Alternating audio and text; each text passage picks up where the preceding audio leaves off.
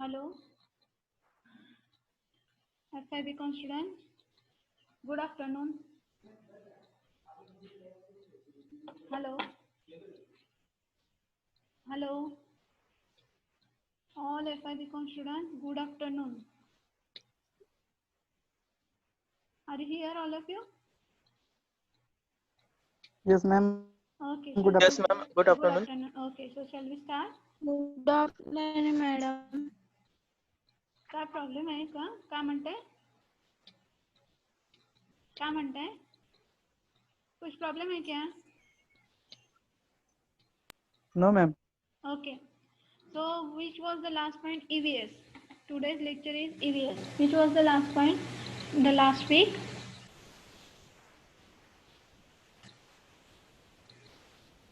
Which was the last point? Do you remember? Do you remember or not? I think size and shape and size of the country. This was the last point. Am I right? Am I right? Yes or no? Yes or no? I want reply. Yes, ma'am. Just Yes, ma'am. reply so we can go ahead. Okay. When I ask the question, it is your duty to reply. Okay. The next new question. Biotic or living environment. Okay. Till we had discussed about the abiotic and non-living environment components. Now we are talking about biotic or living environment. Okay. देखिए यहाँ पे that natural vegetation. The vegetation is covered directly depend on the climate.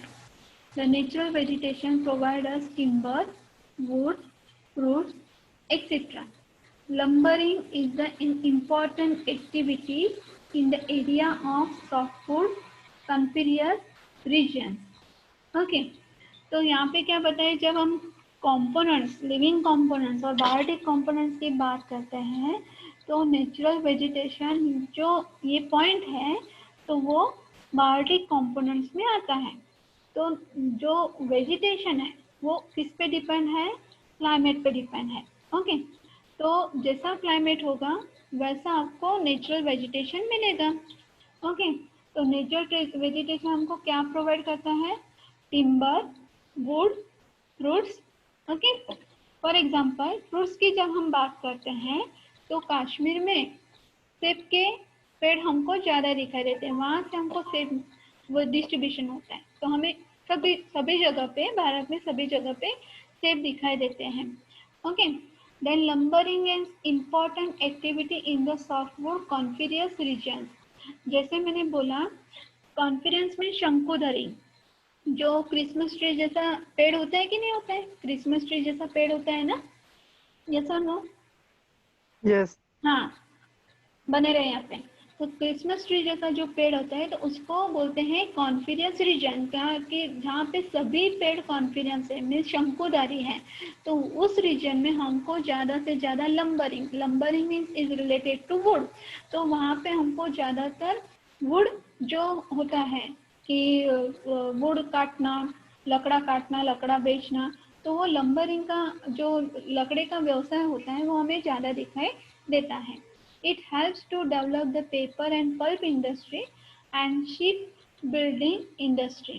तो वो जो लकड़ी का व्यवसाय तो उससे हमको क्या मदद मिलती है, वो कौन सी इंडस्ट्री वहाँ पे डेवलप कर सकता है? तो लकड़े से हमको पता है पेपर मिलता है, पल्प मिलता है।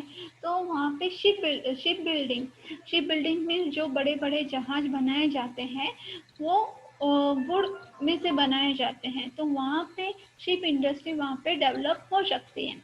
On the other hand, in the regions of tropical hardwood forest, the scope for development of activities is very limited. कि जैसे मैंने फॉर एग्जांपल दूसरी बात करें कि दूसरे तरीके से देखें तो ट्रॉपिकल हार्डवुड फॉरेस्ट है जहाँ पे जो हम बोलते हैं माउंटेन एरिया वगैरह है, तो वहाँ पे आपको इकोनॉमिक्स एक्टिविटीज आपको लिमिटेड दिखाई देगी, इतनी नहीं दिखाई देगी। तो आपको ये पॉइंट समझ में आया? Do you understand this point properly all of you? Yes, ma'am. Okay. Yes, ma'am. Next point Yes, is ma'am. animal life. Hunting and fishing are the among the old occupation of the man. तो hunting, शिकार करना और fishing करना, मछली पकड़ना, ये सबसे पुराने एक ऑक्यूपेशन या व्यवसाय रहे हैं।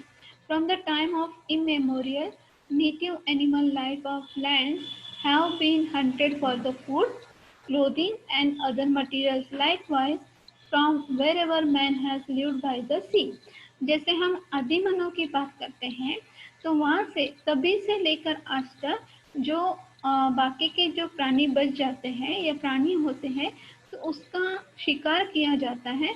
उसका जो मांस होता है वो खाने के लिए, उसकी जो चमड़ी होती है वो कपड़ों के लिए, और बाकी का जो उसका पार्ट्स है तो वो अदर जगह या कोई और जगह उसको इस्तेमाल किया जाता है। और वो कैसे इस्तेमाल किया जाता है कि whenever man has lived by the sea, अगर वो समुद्र किनारे के पास रहता है, समुद्र के पास रहता है तो फिश बेचने का काम उसका हो जाता है, फिश बेच के वो पैसा कमाता है। अभी आप आगे देखेंगे नेक्स्ट स्लाइड में।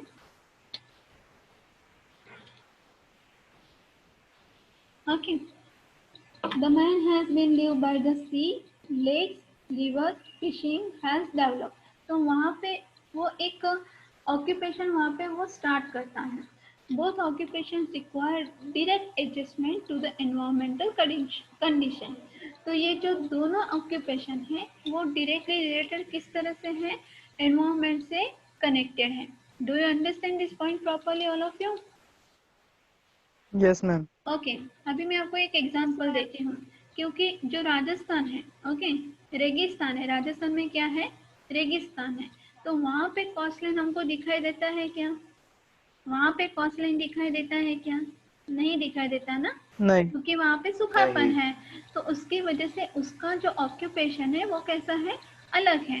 ओके तो ज्यादातर वो वहाँ पे लोग हमको जो दिखाई देते हैं वो वेजिटेरियन दिखाई देते हैं।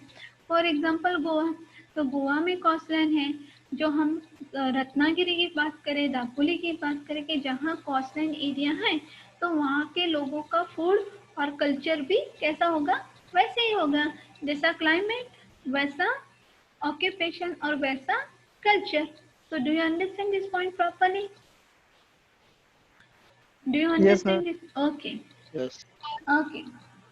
The today the commercial grazing and commercial fishing are leading occupation in extensive temperate grassland and coastal region of temperate latitudes.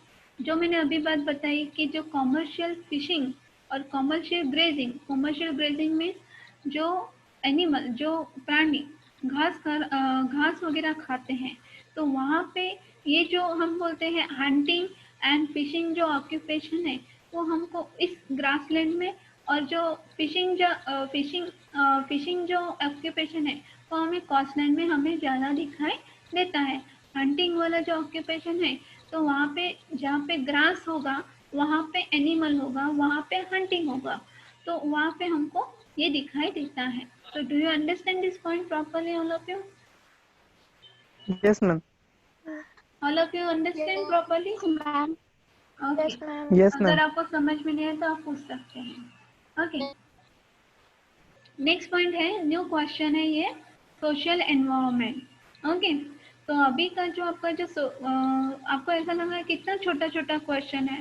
हाँ छोटा जरूर है पर उसको याद रखना उतना ही कठिन हो जाता है। तो आप जब भी ये बारे में लिखेंगे कि बाबा बायोटिक कंपोनेंट्स क्या, अबायोटिक कंपोनेंट्स क्या, तो आपको अबायोटिक कंपोनेंट्स बोले तो 7 से 8 कंपोनेंट्स उसमें आते हैं, लेकिन आपको इतना बड़ा क्वेश्चन नहीं पूछा जाता। आपको छोटे छोटे क्वेश्चन पूछे जाते हैं एज अ शॉर्ट नोट, या 10 मार्क के लिए 2 क्वेश्चन कंबाइन करके पूछे जाते हैं। ये आप आगे देखिए। ओके सोशल एनवायरनमेंट में क्या आता है? The size of population affect the flow of the world commerce. Okay कि जितना लोक संख्या होगा, जितना पॉपुलेशन होगा, उसका इम्पैक्ट हमें वर्ल्ड कॉमर्स पे या उस पे जो व्यवहार होता है, जो ट्रांजैक्शन होता है, तो जो कॉमर्स होता है वहाँ पे हमको दिखाई देता है। Densely populated countries of Asia demand large quantity of food grains as their domestic production is and inadequate to feed their population। कभी कभी ऐसा हो जाता है कि जहाँ पे बहुत सारे लोग रहते हैं, एशिया की हम बात करते हैं, तो उनको सभी लोगों तक अनाज पहुँचाने के लिए उनको क्या करने की जरूरत पड़ती है, दूसरों से अनाज मांगने की जरूरत पड़ जाती है। On the other hand, the countries like USA and Canada export their food grains owing to their moderate population and large exportable surplus। तो दूसरी जगह का क्या होता है, एक जगह ऐसा है कि बहुत ही लोक संख्या है, बहुत ही ज़्यादा लोग रहते हैं, वहाँ पे उनको अनाज पहुँचाने के लिए दूसरों से अनाज मंगवाना पड़ता है। और दूसरी जगह ऐसा है कि USA means United state of America और कनाडा, ये जो लोग होते हैं, तो ये जो देश हैं, तो वो अपना जो अनाज होते हैं वो दूसरों लोगों के लिए देते हैं। एक देश मंगवाता है और दूसरा देश बेचता है। The composition of trade is not only determined by the size of population, but by the habits, taste, fashion, religion. Okay, तो सबसे पहला जो मुद्दा आता है, तो ये ऐसे कैसे बताएं कि साइज जितना बड़ा होगा, जितना पॉपुलेशन बड़ा होगा, उसकी इम्पैक्ट हमें वर्ल्ड ट्रेड पे दिखाई देती है। ओके, लेकिन कभी कभी उससे आगे की हम बात करें या उस मुद्दे को नज़र में रखते हुए हम दूसरी बात करें, तो हमें लोगों की जो आदतें हैं, उनका जो टेस्ट है, उनका जो फैशन है, उनका जो कल्चर है, उनका जो रिलीजन है, उस पर हमें ये दिखाई देता है कि वर्ल्ड ट्रेड में उसकी इम्पैक्ट हमें दिखाई देती है। ओके, जैसे फॉर एग्जांपल, जैसे महाराष्ट्र, हमारा जो महाराष्ट्र राज्य है, तो वहाँ पे हमको जो हम पर्टिकुलर जब हम महिलाओं की बात करते हैं, तो महाराष्ट्रन साड़ी, ओके, जो सिल्क की साड़ी रहती है, जो हम बोलते हैं, कौन सी साड़ी बोलते हैं उसको, जो ओकेजन पे ज़्यादा पहनी जाती है, कौन सी साड़ी होती है वो, कौन सी साड़ी होती है महाराष्ट्र में ओकेजन पे ज़्यादा से ज़्यादा जो पहनी जाती है वो कौन सी साड़ी होती है? नौवारी, और हम दूसरे बोलते हैं पैठनी। तो उसका जो प्रोडक्शन है, ओके, जो सिल्क की साड़ी का जो प्रोडक्शन है, वो हमको साउथ इंडिया में ज़्यादा दिखाई देता है, क्योंकि वहाँ पे ये साड़ियाँ चलती हैं। कि जब हम कॉटन की बात करते हैं, तो कॉटन हमको गुजरात से मिलता है, तो वहाँ पे हमको सब कॉटन जगह मिस कॉटन वस्तुएं मिलती हैं, तो गुजरात बेचता है और बाकी के लोग, बाकी के राज्य हैं, वो खरीदते हैं। तो यहाँ पे क्या होता है, फॉर एग्जांपल हैबिट्स हमारी, या हमारी आदतें कैसी है। फॉर एग्जांपल, अभी जो सेंसस के हिसाब से या डाटा निकाला जाए कि किस राज्य में कितने बाइक इस्तेमाल की जाती है, स्कूटर कितनी इस्तेमाल की जाती है, स्कूटी कितनी इस्तेमाल की जाती है, तो उसका डाटा निकाले, तो हर एक राज्य का डाटा कैसा होगा, हर एक राज्य का डाटा कैसा होगा, कैसा होगा, कैसा होगा, अलग होगा, अलग होगा, ओके, अलग अलग होगा। फॉर एग्जांपल, जब हम फैशन की बात करते हैं, कि जब हम कपड़ों की बात करते हैं, तो उत्तर भारत में जो लोग रहते हैं, वहाँ तो बिहार, मध्य प्रदेश, राजस्थान, वहाँ पे लोग, जो महिलाएं होती है, ज़्यादातर हम महिलाओं को साड़ी में और पूरा चोली वगैरह जो रहता है उसमें हम दिखाई देते हैं, क्योंकि वो वहाँ का ट्रेडिशन है। तो उसके हिसाब से वो कपड़ा खरीदी करते हैं, जहाँ से ये कपड़ा बेचा जाता है। ओके, जब हम मुंबई की बात करते हैं, तो मुंबई में ज़्यादातर हमको वेस्टर्न कल्चर दिखाई देता है। ओके, तो ये जो डिफरेंसेस हमें दिखाई देता है, वो उसके हिसाब से, टेस्ट के हिसाब से, फैशन के हिसाब से, रिलीजन के हिसाब से हमको दिखाई देता है। फॉर एग्जाम्पल, दूसरा एक आपको एग्जाम्पल देती हूँ, क्रिश्चियनिटी में। ओके, तो क्रिश्चियनिटी में जब वेडिंग वगैरह होता है, कि जो क्रिश्चियन पीपल जो वेडिंग वगैरह करते हैं, शादी वगैरह करते हैं, तो पर्टिकुलर जो लेडीज होती है, उसका पूरा जो गाउन होता है, वो इस तरह से ही पहना जाता है कि उसमें ऐसा ही पहनना है। ओके, जैसे मुस्लिम कास्ट में बुर्खा कंपलसरी है, तो जिसका जो चीजें यहाँ से ज्यादा बने जाते वहां से उसका कॉमर्स ज्यादा होता है, उसका ट्रेड ज्यादा होता है। तो do you understand this point properly all of you? Do you understand? Okay Yes, ma'am. Yes, ma'am. yes, okay. Yes, अभी ma'am. अभी आपको ये जो मैंने एग्जाम्पल दिए हैं वो आपके यहाँ पे लिखे हुए नहीं है, ये मैंने खुद दिए हैं। अभी आप आगे देखिए। American prefer coffee as a major beverage and import it from Brazil, whereas British people prefer tea, therefore they import tea from India. Okay तो जब हम खाने पीने की बात करते हैं तो अमेरिका में ज़्यादातर लोगों को कॉफ़ी पीना पसंद है, तो वो कहाँ से मंगवाते हैं? ब्राज़ील से मंगवाते हैं। और जो ब्रिटिश पीपल हैं तो उनको चाय पीने की आदत है, तो वो चाय ज़्यादा से ज़्यादा हमारे देश में उसका प्रोडक्शन होता है, तो वो हमारे देश से चाय मंगवाते हैं। जब हमारा देश के लोगों का डाटा निकाला जाए कि यहाँ पे ज़्यादातर कॉफ़ी इस्तेमाल की जाती है कि चाय इस्तेमाल होती है, आप बताएं मुझे क्या इस्तेमाल होता है हमारे देश में? Chai. Chai. चाय। Chai. We are addicted to drink tea. Okay तो यहाँ पे जितना ज़्यादा चाय पिया जाता है उतना ज़्यादा प्रोडक्शन होता है, उसके हिसाब से उसका ट्रेड चलता है। So do you understand this point properly all of you? समझ Yes, में? ma'am. Okay Yes, ma'am. Yes, ma'am. Okay देखिए आगे। Sometimes even thickly populated regions with high per capita income restrict the trade in particularly commodities, as in the case of Middle East countries like Saudi Arabia, Kuwait, Bahrain, etc. ban trade in wine as it is prohibited by their religion. अभी यहाँ पे क्या बताया गया है कि कुछ देशों में या कुछ रीजन में, okay, that in some regions some trade are restricted because they follow their religion strictly. Okay इसका मतलब ये हुआ। तो मिडल ईस्ट कंट्रीज के जो कंट्रीज हैं कि फॉर एग्जांपल सऊदी अरेबिया है, कुवैत है, बहरीन है, तो यहाँ पे उसका जो कॉमर्स है, उसका जो व्यवहार है, ट्रेड है, तो वहाँ पे वाइन पीना या वाइन इस्तेमाल करना उनके धर्म के खिलाफ है। तो वहाँ पे आपको वाइन का जो ट्रेड है या व्यापार है वो कम दिखाई देगा या रिस्ट्रिक्ट किया हुआ दिखाई देगा। So do you understand? Do you Yes, understand? ma'am. Yes, ma'am. Okay Yes, ma'am. Next देखिए।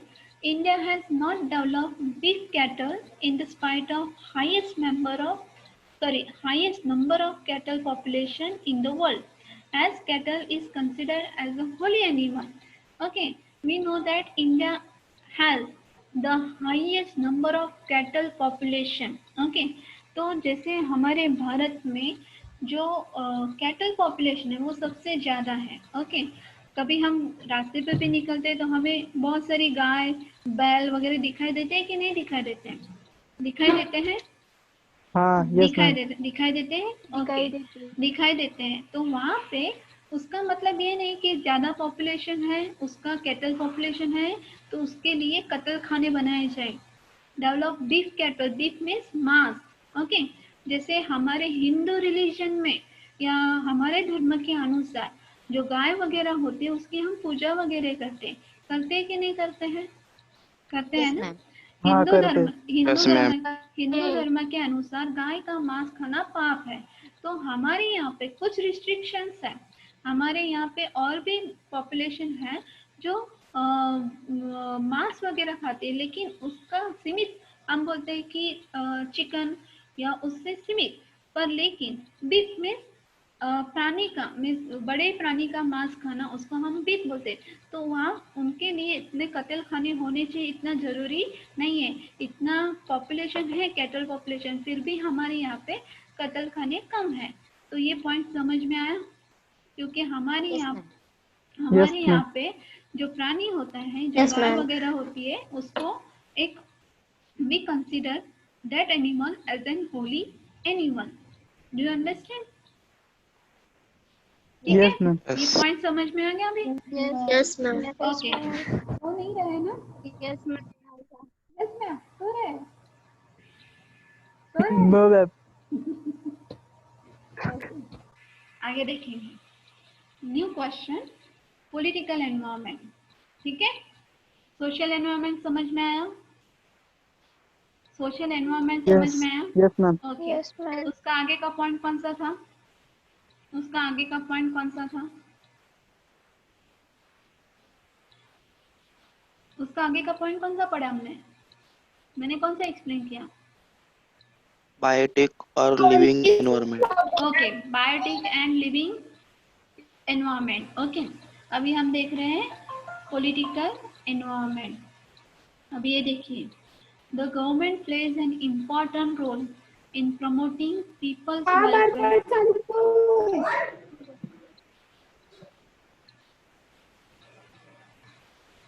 The government plays an important role in promoting people's welfare through economic development. Okay, तो पॉपुलेशन के हिसाब से जितना सरकार पॉपुलेशन के हिसाब से हो या ना हो, लेकिन सरकार की जो जिम्मेदारी है कि हमारा और हमारे देश का जो इकोनॉमिक डेवलपमेंट उसके हिसाब से होना चाहिए। किसके हिसाब से होना चाहिए? People's welfare. कि जितना जितना पॉपुलेशन है तो उसके उन्नति के लिए उतना ही इकोनॉमिक डेवलपमेंट होना चाहिए। Okay, the political condition prevailing in the country directly affects the flow of commerce of the country.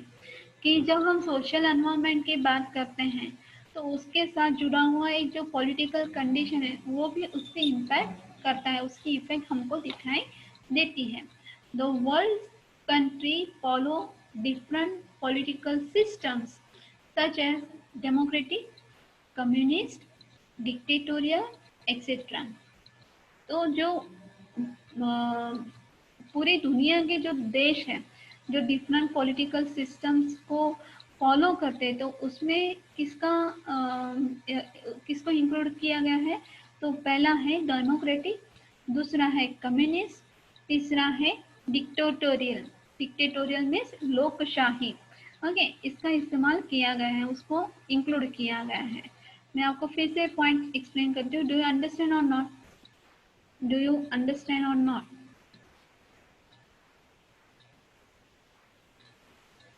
Do you understand or not? No ma'am, फिर से समझाइए। इसमें क्या बताएंगे कि government plays an important role in promoting people's welfare through economic development. Okay, तो economic development किस चीज़ों से जुड़ा हुआ है? तो इकोनॉमिक डेवलपमेंट पॉपुलेशन से जुड़ा हुआ है। एम आई राइट? इकोनॉमिक डेवलपमेंट किससे रिलेटेड है? पॉपुलेशन रिलेटेड है, पॉपुलेशन। पॉपुलेशन से रिलेटेड है।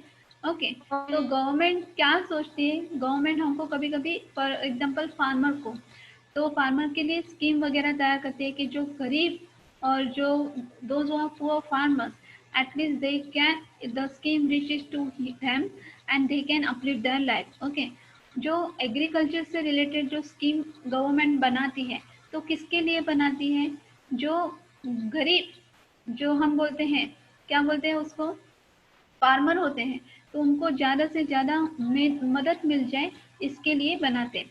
फॉर एग्जांपल डिजेबल पीपल, जो अपाहिज व्यक्ति हैं, उनके लिए भी गवर्नमेंट स्कीम बनाती है, उनके लिए भी कुछ प्रोविज़न दिया गया, क्योंकि अगर लोगों का भला होगा तो देश का भला होगा। Okay, the political condition prevailing in the country directly affects the flow of commerce of the country। तो उसमें क्या बताया गया है कि जो ये पॉलिटिकल एनवायरनमेंट है या पॉलिटिकल सिस्टम है, तो उस पर ज़्यादा से ज़्यादा उस कॉमर्स को या उसके ट्रेड पर उस पर इम्पैक्ट करती है। तो कभी कभी आप देखते हैं कि जो बहुत ही गरीब किसान है उनके लिए स्कीम बनाया गया है, उनके लिए कुछ और भी प्रोवाइड करना है, लेकिन जो बीच बीच में जो पॉलिटिक्स वगैरह होता है ना, जो पॉलिटिक्स के जो लोग होते हैं वो स्कीम को उस किसान तक पहुंचने नहीं देते। So do you understand? वो स्कीम को, उस पैसे को, जितना पैसा गवर्नमेंट उनके लिए लगा रही है, तो जो बीच बीच में जो एजेंट वगैरह होते हैं या कुछ और भी होता है, जो लोग रहते हैं, पॉलिटिक्स में हम ज़्यादा बात ना करें तो अच्छा है, लेकिन उसका जो बेच बच के लोग होते हैं, तो उसकी वजह से जो पूरा पैसा उनको मिलना चाहिए किसानों को, उतना पैसा मिलता है क्या? उतना पैसा मिलता है क्या? नहीं, नहीं। नहीं नहीं। मिलता।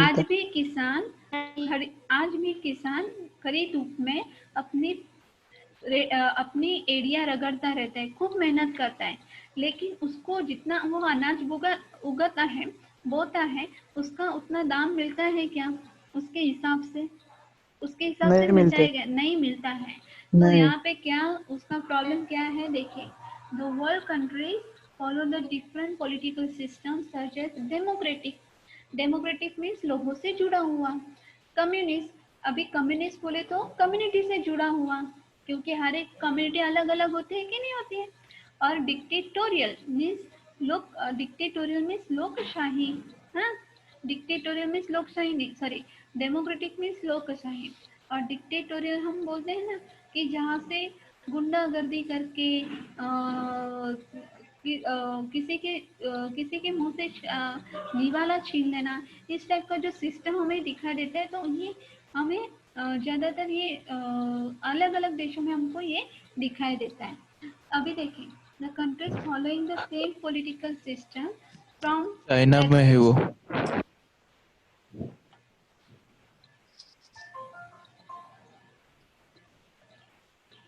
the countries following the same political system form trade bloc to regulate their trade and get more benefits from the international trade। तो एक देश का दूसरे देश से व्यवहार, तो वो क्या दिखाता है कि वो जो उसका व्यवहार है वो उसको दिखाता है, व्यवहार दिखाता है, उससे ज़्यादा से ज़्यादा। फॉर एग्जांपल राज्य स्तर पर नहीं, जैसे हमारे अभी मैंने आपको एग्जांपल दिया, कॉटन है तो गुजरात से महाराष्ट्र में वो राज्य स्तर पे हुआ, ओके, एक राज्य से दूसरे राज्य में जाते हैं। लेकिन एक देश से जब दूसरे देश में गुड्स और सर्विसेज बेचा जाता है, तो वहाँ पे वो जो इंटरनेशनल ट्रेड होता है वो कैसा होता है? बढ़ता जाता है। फॉर एग्जांपल, आपको ये पता होगा जो अभी आतंकवाद के जो हमले होते हैं, ओके, तो जो मशीन्स वगैरह होती हैं या जो वेपन्स उसमें यूज़ किया जाता है, वो गोला बारूद जो इस्तेमाल किया जाता है, तो उसका सबसे बड़ा इंडस्ट्रियल रीजन आपको पता है किधर है? अमेरिका में है। तो हम ये सब जो चीज़ें होते हैं, जो अभी हमने बोले कि अभी जो चीज़ें होती है ये हम अमेरिका से मंगवाते हैं। तो इस तरह से जो इंटरनेशनल ट्रेड होता है, तो पॉलिटिकल सिस्टम की वजह से क्या होता है? वो ट्रेड बढ़ता है। So do you understand this point properly all of you? Yes ma'am. Okay, okay, अभी आगे देखिए। फॉर एग्जांपल ईईसी का मतलब क्या हुआ? European economic communist, European economic communist, EEC. तो यूरोपियन देश जो भी है, तो वहाँ पे उनकी जो कम्युनिटी का जो इकोनॉमिक है, उसकी एक ये आपको ये पूरा एक मिशन बनाया गया कि European economic communist. Then next point is LAFTA. LAFTA means Latin American Free Trade Association, okay. तो लाफ्टा का मतलब क्या है? Latin American Free Trade association.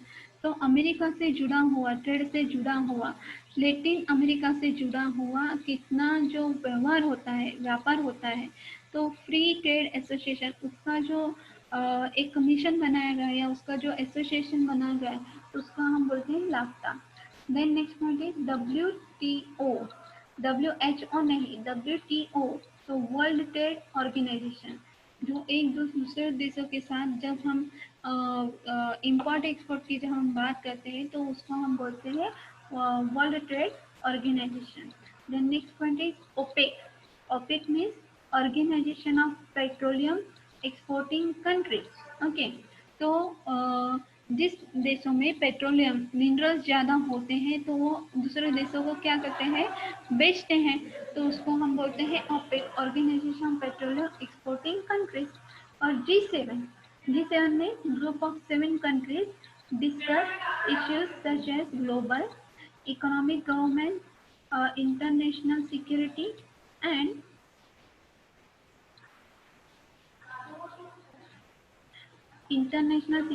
And energy policy etcetera. तो इसमें 7 देश आते हैं, ऑस्ट्रेलिया, कनाडा, जो यूरोपियन कंट्रीज है, तो वो 7 देश एक साथ मिलकर कौन से जो प्रॉब्लम है वर्ल्ड अभी जो प्रॉब्लम फेस कर रही है, तो उसके बारे में यहाँ पे डिस्कस किया जाता है। ये देखिए आप, the G7 group of 7 countries discuss the issues such as global economic governance, international security and energy policy etcetera, कि अभी सभी देशों में कौन से प्रॉब्लम रियली जो टॉप पे हैं, अभी कौन से प्रॉब्लम हम फेस कर रहे हैं, तो उसके बारे में यहाँ पे डिस्कस किया जाता है। फॉर एग्जांपल अभी का जो हम एग्जांपल जो एग्जांपल ले, तो अभी जो कोरोना है, तो कोरोना को भगाने के लिए जो वैक्सीन का काम चल रहा है, तो सभी देशों में वैक्सीन का रिसर्च हो रहा है। So do you understand? Yes. Yes, ma'am. Okay, the next point is, यहाँ पे देखिए, formation of such groups help to reduce the unhealthy competition among the members and stimulate the commerce। तो ये जो ग्रुप है, ये जो 7 कंट्रीज का जो ग्रुप है, तो वो क्या करता है, अनहेल्दी जो कंपटीशन होता है, कंपटीशन होना ही चाहिए मार्केट में, पर कभी कभी उसकी वजह से जो अनहेल्दी कंपटीशन होता है, जो अनहेल्दी एटमॉस्फेयर होता है, जो उसको कम करता है, और जो मार्केट होता है स्टिमुलेट, जो कॉमर्स होता है, जो मार्केट होता है, जो ट्रेड होता है, उसको ज़्यादा से ज़्यादा बढ़ाने के लिए उसके लिए मदद करता है। सच्ची में आप सुन रहे हैं? Are you listening? Yes, ma'am. Yes. Yes, ma'am. The countries with stable political condition can develop their domestic and international trade। तो यहाँ पे क्या बताया कि जिस देश में जो पॉलिटिकल कंडीशन जो स्टेबल है, हाँ ठीक है, अच्छी है, तो वो अपना डोमेस्टिक मीन्स खुद का, और जो इंटरनेशनल ट्रेड है, जो बाहर का है, वो भी व्यापार अच्छी तरह से कर सकते हैं। फॉर एग्जांपल हमारे कंट्री में ये पॉलिटिकल कंडीशन स्टेबल है या अनस्टेबल है, बताइए आप मुझे, स्टेबल है या अनस्टेबल है? Stable. अनस्टेबल है, क्यों? Unstable. क्योंकि अनस्टेबल है क्योंकि सब एक साथ नहीं जुटते हैं, एक साथ जुट के काम नहीं करते हैं। अगर किसी ने कुछ मुद्दा बताया तो उसके विरोध में बोलने के लोग हमेशा तैयार रहते हैं। ओके, सो ये प्रॉब्लम आता है। तो आगे देखेंगे, the countries with internal political conflict and external wars etcetera find the difficult to export their goods. Okay, तो जिस देश में स्टेबल पॉलिटिकल कंडीशन है, तो वहाँ पे उसकी वजह से क्या होता है, the country with internal political conflicts, okay वो अलग है। तो जहाँ पे देश में पॉलिटिकल कन्फ्लिक्ट्स हमको ज़्यादा दिखाई देते हैं, एक्सटर्नल वॉर्स ज़्यादा दिखाई देते हैं, तो वो अपना जो उसका जो इम्पैक्ट होता है, तो वो हमें इंटरनेशनल ट्रेड पे हमको ज़्यादा दिखाई देता है। तो do you understand? For example Yes. Yes, ma'am. अभी का जो हम एक रिसेंट एग्जाम्पल ले, तो जैसे आप अपने मोबाइल फोन में टिकटॉक और जो मोस्ट प्रोबेबली हम जो चाइनीज एप्लीकेशन इस्तेमाल करते थे, ओके, तो इसका अभी इस्तेमाल ज़्यादा किया जाता है या कम किया जाता है? कम किया जाता है। कम किया जाता है। क्यों? हमने बैंड लगा दिया, हमारी सरकार ने क्या लगा दिया, बैंड लगा दिया। आपको ये पता नहीं होगा, जो चाइना में है ना, जो चाइना में उनका जो हम व्हाट्सअप यूज करते हैं, तो ये यूएसए से है, व्हाट्सअप हमारा खुद का नहीं है, यूएसए से। तो जैसे है फॉर एग्जांपल चाइना में जो वो लोग चैट करते हैं, तो अपने खुद की रीजनल लैंग्वेज में, और उनका जो देश का बनाया गया है ना एप्लीकेशन, उसको ही इस्तेमाल करना है। दूसरे देशों का बनाया गया एप्लीकेशन वो इस्तेमाल नहीं कर सकते। ज़्यादातर अभी हम जो मोबाइल यूज़ करते हैं वो भी चाइनीज होते हैं, okay, because the trade is okay, the trade is between the two countries, okay, India और चाइना, ओके। तो हम ज़्यादा से ज़्यादा जो इलेक्ट्रॉनिक सामान होता है और जो related to our other goods and services we import from China, okay. तो इसकी वजह से अभी क्या हुआ, सब जो चाइना का जो प्लान था, जो पॉलिसी था, ओके, कोरोना फैलाना, तो उसकी वजह से उसके ट्रेड पर थोड़ा सा इम्पैक्ट हुआ कि नहीं? उसके ट्रेड पे उसका इम्पैक्ट हुआ कि नहीं? Yes. अभी जो वो हाँ, पॉलिटिक्स yes. खेल रहा है सबके साथ, सभी देशों के साथ जो पॉलिटिक्स थोड़ा थोड़ा बहुत खेल रहा है, उसका मैं डिटेल में आपको अभी नहीं बता सकती। तो उसका इम्पैक्ट उसके देश पे थोड़ा सा तो हुआ होगा कि जितना ज़्यादा हमारे यहाँ पे करोड़ लोग यहाँ पे इस्तेमाल कर रहे हैं, ज़्यादा से ज़्यादा हम लोग इस्तेमाल कर रहे हैं चाइनीज़ एप्लीकेशन, तो वो पैसा कहाँ जाता है? चाइना में जाता है कि नहीं जाता है? लेकिन अगर उस पर बैन लगा दिया तो वो पैसा कहाँ पे होगा?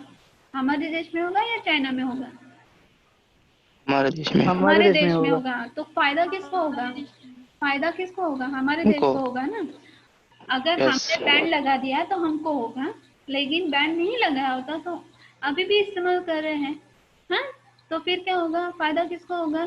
चाइना को होगा। ओके। चाइना को।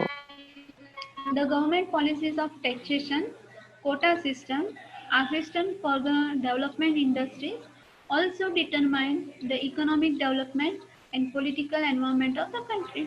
जैसे मैंने अभी आपको एक एग्जांपल दिया, उसके ये जो पॉइंट्स है मैंने आपको पहले ही बता दिया कि हर एक जो पॉलिसी होता है गवर्नमेंट का, टैक्स लेना, ओके, कोटा सिस्टम होता है कि डेवलपमेंट इंडस्ट्री उसको हेल्प करना है, तो ये किस पे डिपेंड रहता है?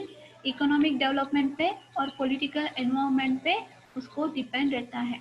ओके, फॉर एग्जांपल हमारे जितना हम it is the duty of all citizen that what your income is, okay, you have to pay the tax, you have to pay the tax. Okay, जितना हमारा इनकम होता है उससे उतना हमको टैक्स भरना पड़ता है और टैक्स भरना जरूरी है। तो जब हम टैक्स नहीं भरते, कुछ काला पैसा होता है, काला बाजार वगैरह, ऐसा नाम को सुना है आपने? सुना होगा। जिनके पास बहुत ज़्यादा पैसे है लेकिन उसका हिसाब हम गवर्नमेंट को नहीं देते, छुपा के रखते हैं, तो वो काला पैसा बन जाता है और वो टैक्स नहीं भरते। तो इसकी वजह से क्या होता है? गवर्नमेंट को और चीज़ों पे क्या बढ़ाना पड़ता है? दाम बढ़ाना पड़ता है। फॉर एग्जांपल जो जीवन जरूरियात की जो चीज़ें होती है, फॉर एग्जांपल दवाइयाँ होती हैं या मेडिकल ट्रीटमेंट होती हैं या और कुछ जो सर्विसेज हैं, जो खाने पीने की जो चीज़ें होती है, उस पे दाम बढ़ाना पड़ता है। तो do you understand all of you? Yes, ma'am. Yes ma'am. Okay, अभी ये पॉइंट में आपको अभी तक का आप अपने मोबाइल स्क्रीन पे स्क्रॉल करके देखिए कि आपको सभी पॉइंट ठीक से समझ में आए हैं। अगर नहीं आए तो मैं आपको फिर से एक्सप्लेन करती हूँ। अभी तक मैंने 3 क्वेश्चन पढ़े आपको, देखिए देखिए आगे, देख रहे हैं सब? यस और नो? Yes. ओके, कोई भी प्रॉब्लम नहीं है? कोई भी प्रॉब्लम नहीं है?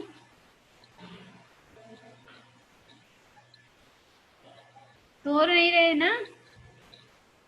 सो रहे हैं क्या? नहीं। Hey. No ma'am. ओके, देखिए आपने स्क्रॉल किया, आपने देखा अपने मोबाइल पे बायोटिक एनवायरनमेंट से लेके पॉलिटिकल Yes. एनवायरनमेंट तक देखिए, सॉरी बायोटिक कंपोनेंट से लेके पॉलिटिकल एनवायरनमेंट तक देखिए। सभी पॉइंट समझ में आ रहे हैं? Yes ma'am. Okay, Yes, ma'am. Yes ma'am. ठीक है, यहीं पे रुकते हैं। Okay, we shall continue in the next lecture. Okay, ma'am. Okay. Okay, ma'am. Okay ma'am. ये अंबर